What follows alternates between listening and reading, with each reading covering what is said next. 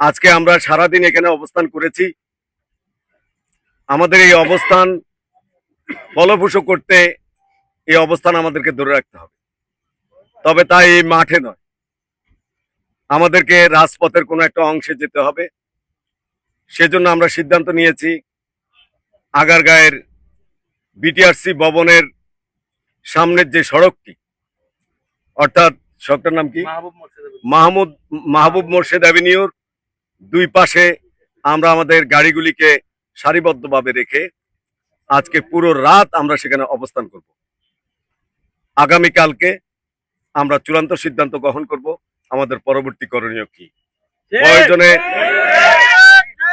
প্রয়োজনে আমরা সরকারের উচ্চ মহল পর্যন্ত যাব আমাদের ন্যায্যতার দাবিতে। আমরা কোনো অন্যায় করিনি।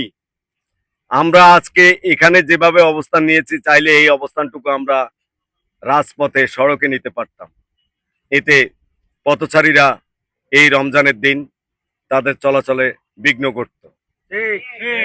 আমরা সেই কাজটি করিনি। আমরা এখনো জাতি এবং সরকারের সুদৃষ্টি এবং সুবিচারের অপেক্ষায় আছি। এই কোম্পানিগুলো আমাদেরকে নিয়ে যে হোলি খেলা খেলছে, এতে করে অদূর ভবিষ্যতে এই সেক্টরটি ধ্বংসের মুখে, সেক্টর ধ্বংসের